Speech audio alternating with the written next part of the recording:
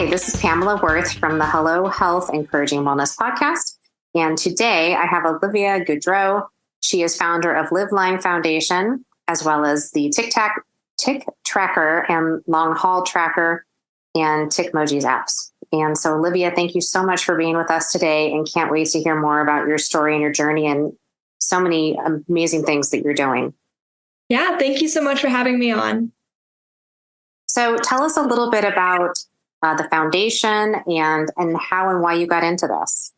Yeah, absolutely. So I was bitten by a tick at the Lake of the Ozarks when I was 7 years old. So I was going into my second grade year, and I didn't see the tick and I didn't have a bullseye rash. And then a couple weeks later, I started having very classic Lyme disease and tick-borne illness symptoms. I felt like I had the flu. And I just kept on progressing with these symptoms, and I started blacking out and losing my vision for periods at a time. I couldn't physically hold up my head to do my math homework. So my teachers were letting me lay down on the floor so I can do the work. I felt, aches and pains all over. People thought that maybe I had a virus, something was going on in the school. And then over the course of 18 months, I saw 51 doctors, and every single one of them misdiagnosed me or didn't know what was wrong with me until my 51st doctor. And this was after 18 months of CAT scans, EKGs, MRIs, upper and lower endoscopies. I had my adenoids removed and hundreds of blood draws. And, at first they told me that I was, dehydrated. I'm at a high altitude state here in Colorado. You need to drink more water, which is, for a Colorado native, it's a tiny bit offensive just to say that. And then, they thought that something again was going around school. They thought that maybe I had late stage autism. They thought that I had, ADHD, a ton of other neurological disorders. They then misdiagnosed me with Wilson's disease, which is a terrible genetic disorder. And at that point, I was 8 years old. And while other kids were out on spring break, I was being told that I would not live as long as the other kids in my class, which was truly heartbreaking. And hear that at, 8 years old, you thought that everything was over. And then, the DNA test came back saying that that was negative. And then they thought that I was making it up. When they couldn't figure out what was wrong with me, they kind of turned on me and they said, do you think your parents love your little brothers more than they love you? Do you have friends at school? Are you lonely?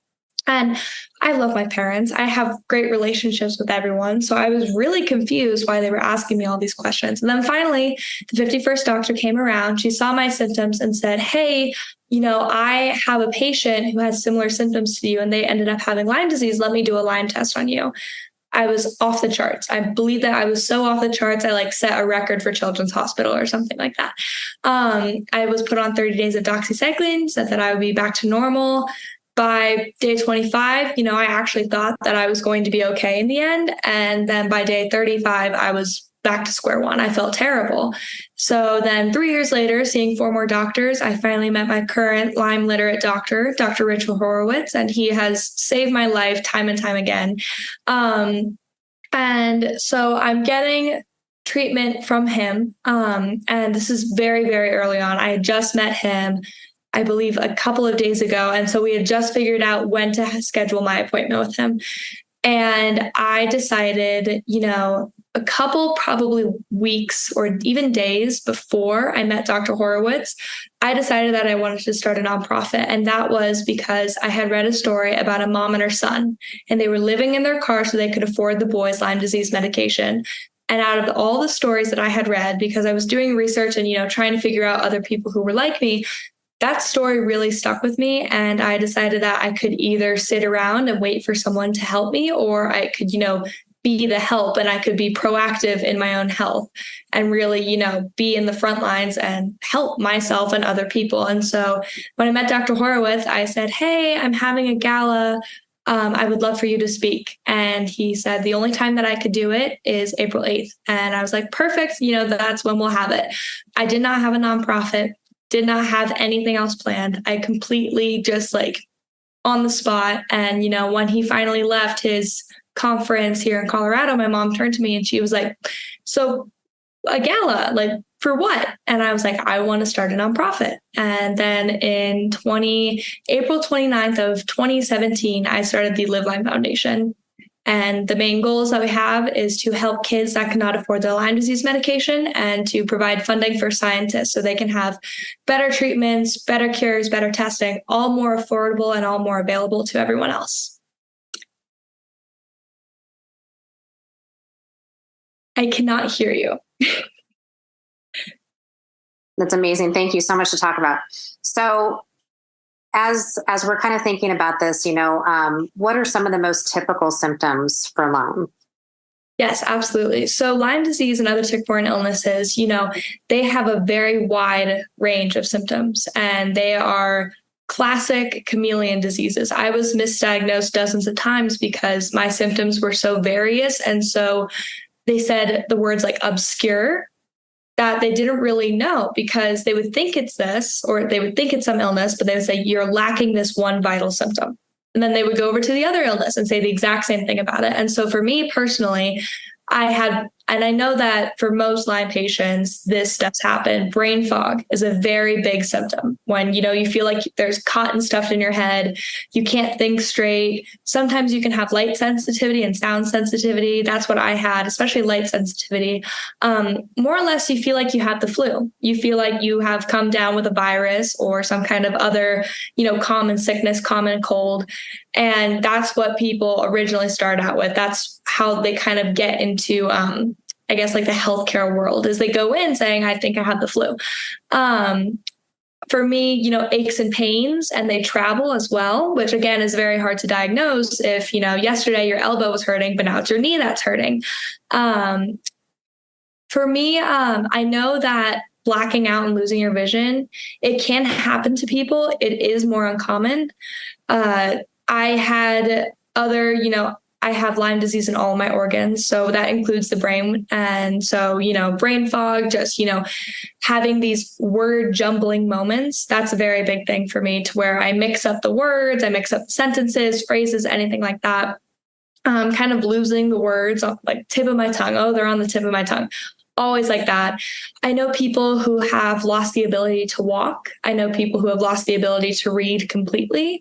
I have a very good friend, retired Colonel Nicole Malachowski. And when she described her symptoms, she said, I went to the pet store to go get food for my cat. I came home and I realized that I didn't have a cat at all. She didn't own a cat. And so NeuroLyme, again, it's a giant range and variety of different symptoms. The main ones that I had, though, brain fog, body aches, and flu-like symptoms, were by far my most prevalent and probably the most common indicators of a tick-borne illness between, me and other patients. I did also have multiple diseases. I have 5 other co-infections, including Bartonella, Babesia, Pod syndrome, relapsing fever, and an anti-1 tryptophan deficiency in my liver.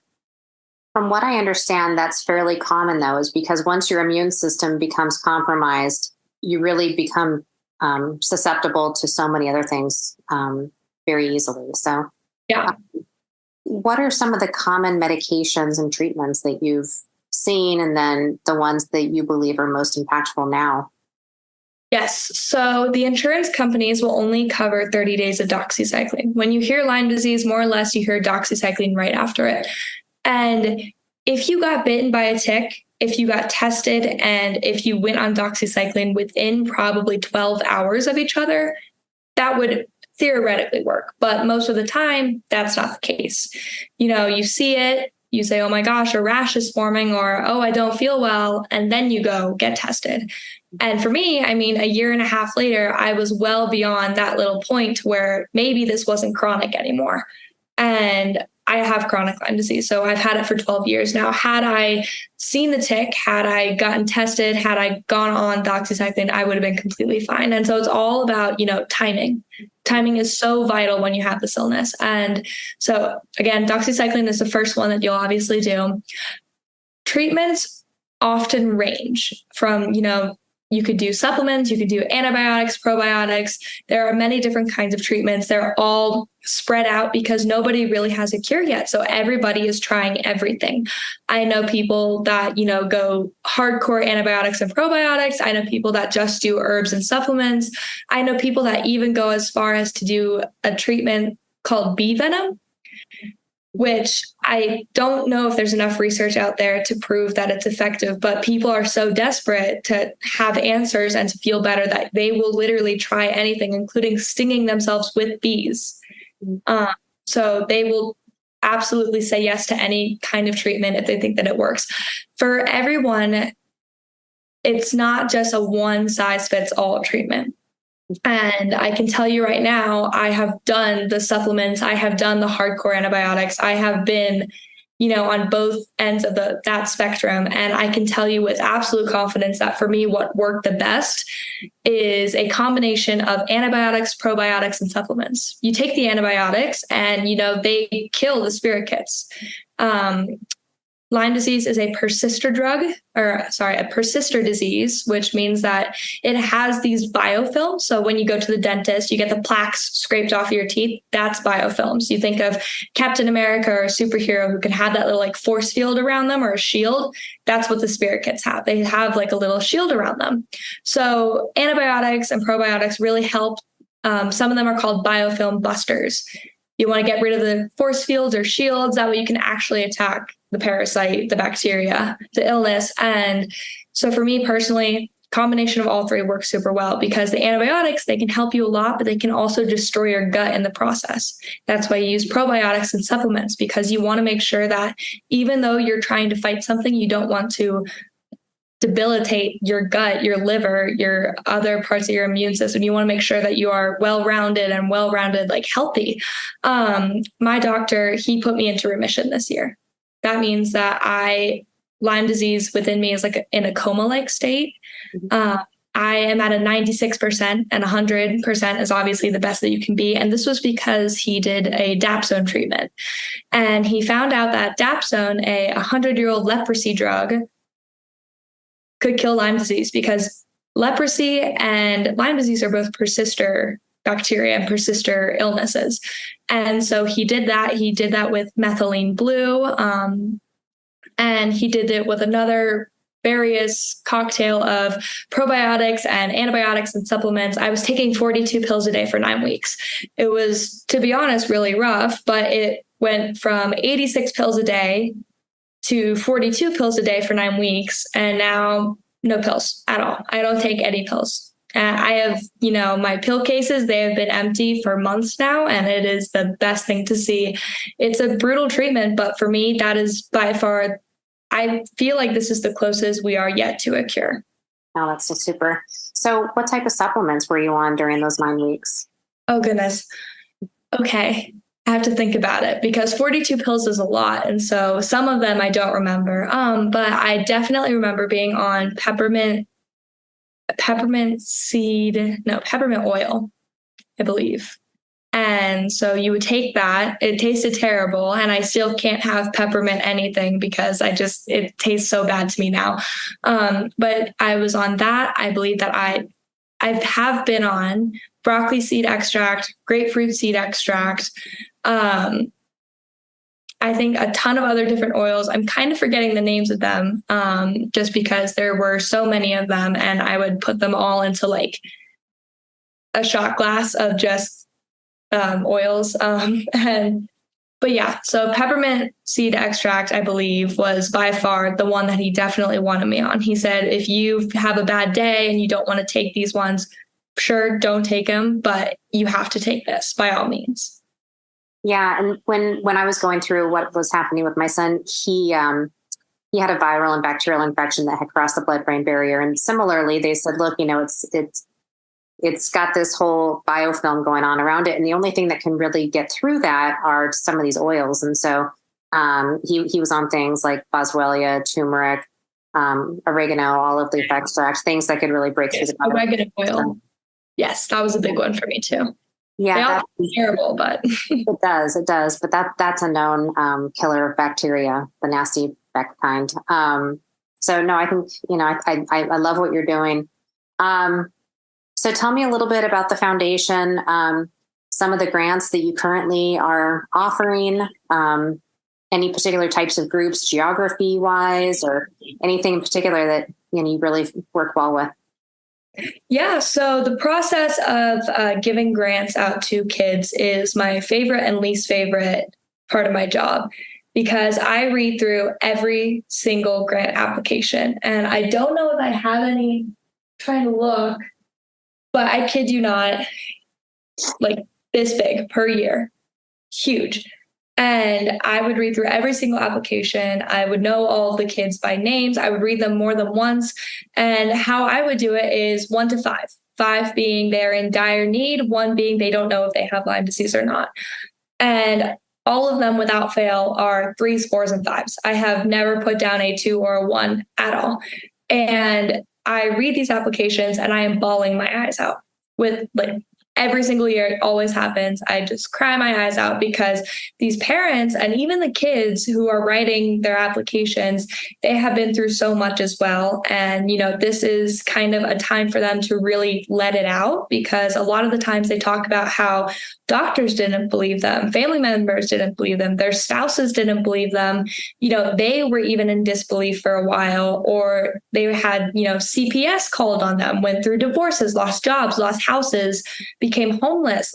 All of those terrible things happened because of one tick bite. And so I feel so bad, but also so connected to all of these people. And so I read them multiple times. I, give them, I guess, like a score, if you will, and I, narrow it down. I read them again. I read them probably at the very least 4 times, 5 times. And then, I pick who I want to give a grant to that year. And most of the time I will see the last name more than once, meaning that they have multiple kids who have the Lyme disease and other tick-borne illnesses. And more often than not, it's because they gave it to them in utero. And so the moms, they feel awful. They said, I had Lyme disease. I didn't know that I had it, and I gave it to my child or children. And so they feel terrible about it. And I give them the grants. I have everything piled up and, organized. And then I call the parents. And, we have their phone numbers and emails as well. So I at first call them, and more often than not, they think that I'm actually a spam caller. So they'll hang up on me. So I have to say it really fast. I'm like, hi, I'm Olivia Goodreau from the LivLyme Foundation. I have to say it super fast. And I call them and, I let them know, and I give them, a couple moments and minutes or however long they need to talk about it, to talk it out, because more or not they're crying, which makes me cry. So we're all just a little bit of a hot mess down there. And then occasionally I get to talk to the grant kids themselves, if they're well enough or if they're, in the area. And that is probably my favorite part. I get to, talk to them. I get to hear their voices, and I get to, see what their hobbies are. What are they doing in the meantime? Do they like to read? I know that for me, when I was in the hospital, I loved to read because it was something that required little effort. And some of them like to paint, and I have pen pals that are grant recipients. So I write letters to them back and forth, which I love. And then on the other end, for giving grants to scientists, what I do is, I do my own research. I research, new tick-borne disease testing or something like that. And, then I email the scientists. I say, hey, my name's Olivia Goodreau. I would love to, come out to wherever university you are in.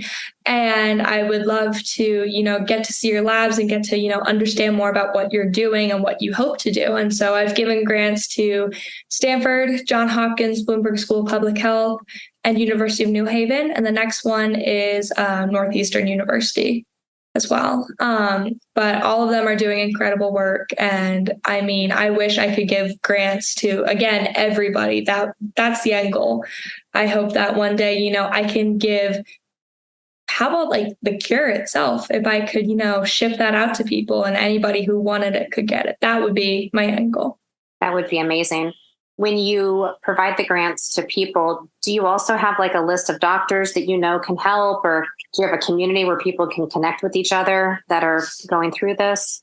Yes. So on our website, there is a resource page that does have a list of Lyme literate doctors and other websites that you can go to find other doctors, caretakers, anything like that.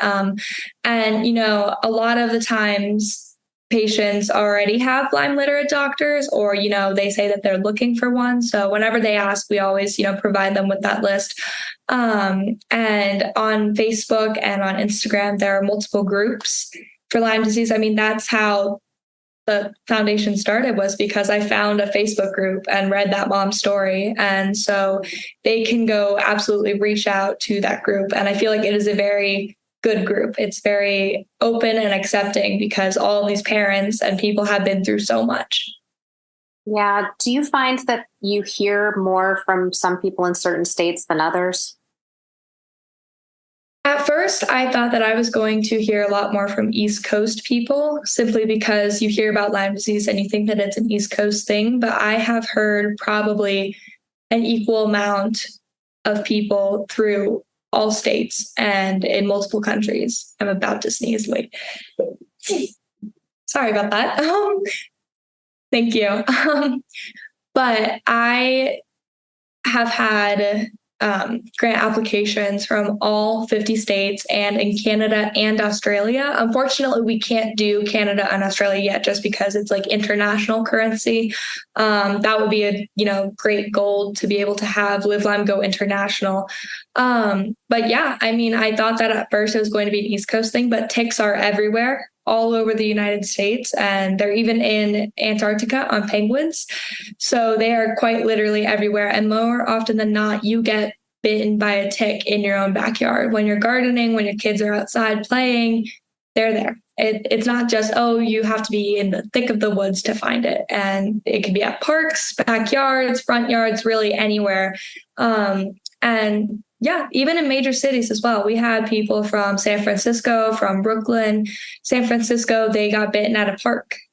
Brooklyn, they got bitten at Central Park. And so it is everywhere. And I think that people need to, realize that it isn't just an East Coast thing. Don't get me wrong. It's very prevalent in the East Coast, but it's everywhere too.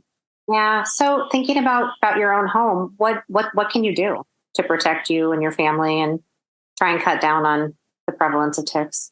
Yes. So you can spray your grass with permethrin spray, which is just harmful to ticks. It's not harmful to anything else. You can spray blankets, chairs, shoes, socks, clothing with permethrin as well. So that way, if you don't want to spray your yard, at least you have some kind of protection as well. They don't advertise it, but if you have a dog or a pet, get a Zaresto tick and flea collar. See, there you go. There's word jumbling. And that material, it rubs off on the couches, on you, all over the house. So it does protect you more as well.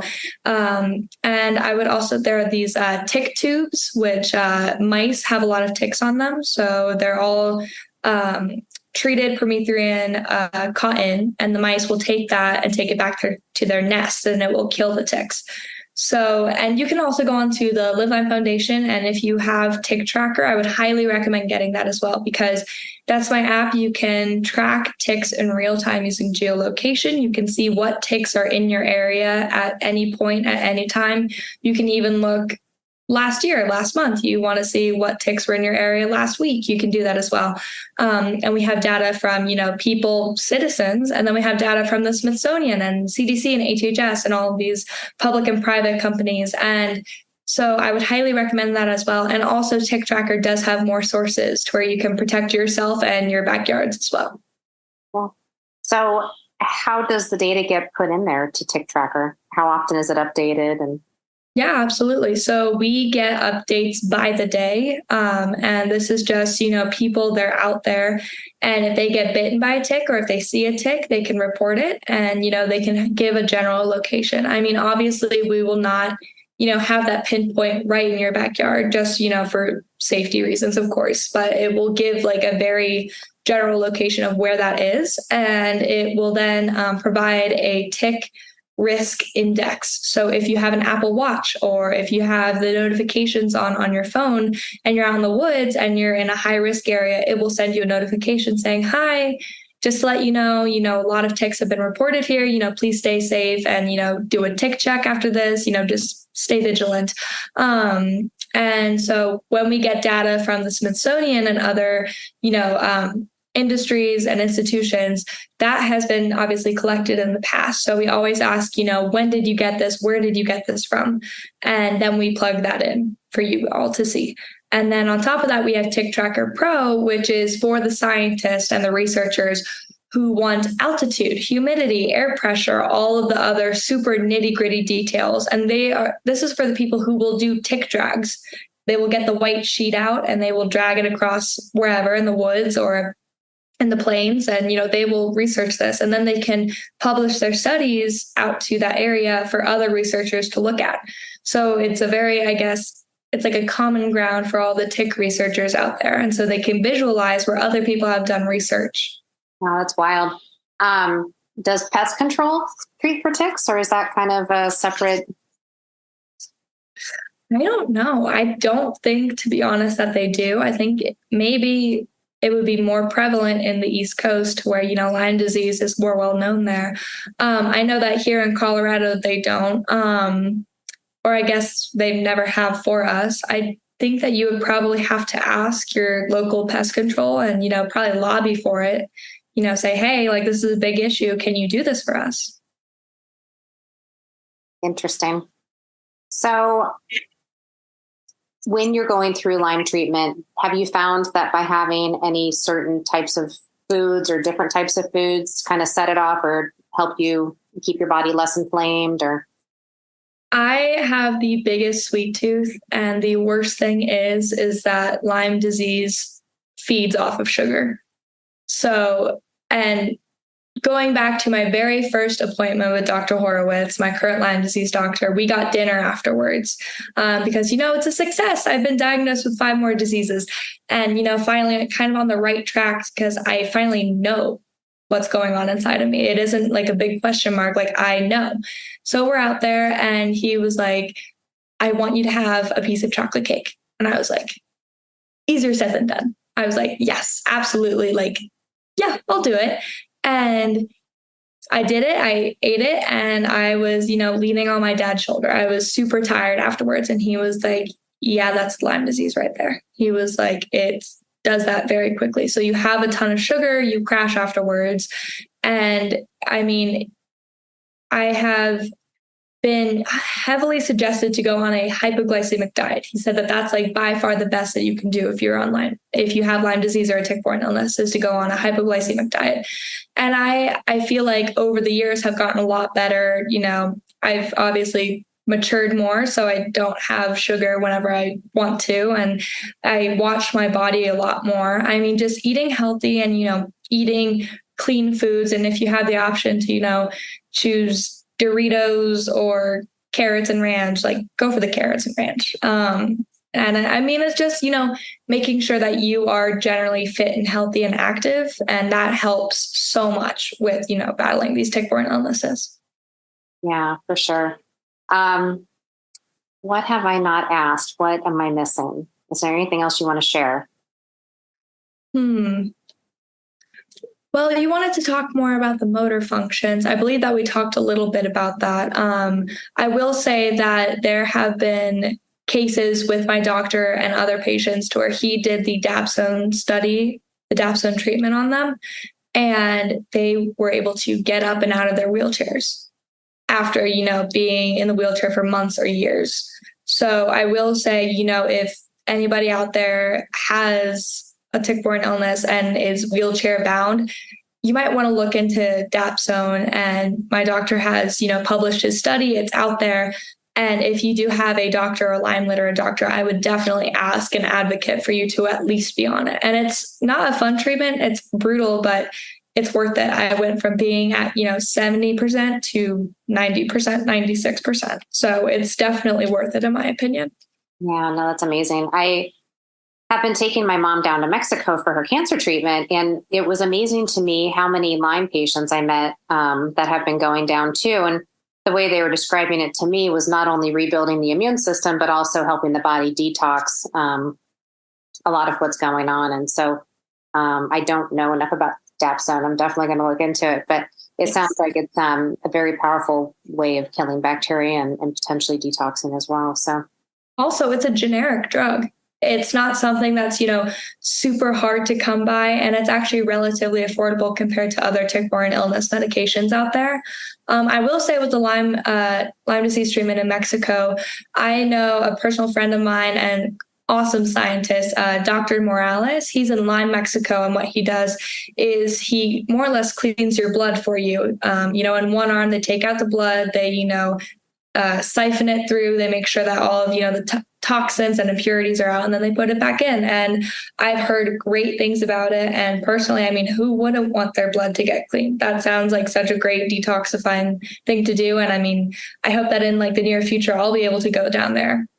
Yeah, I actually did that with my mom for her cancer treatment. And I went ahead and I sat next to her and did it myself. And it's interesting. It's using ozone. Yeah. And ozone. And so what they do is they take yay amount of blood out of your arm, and then they add in ozone gas, and then they wiggle it up, and then they put it back in. And the ozone gas kills viruses, bacteria, and fungi. So yeah, it's wild. And I felt great afterwards. So yeah, I bet. I think we all can kind of get a little jumbled up from our environment, different things that take our system out of whack. So yeah, definitely. So you are so amazing. You're smart. You're beautiful.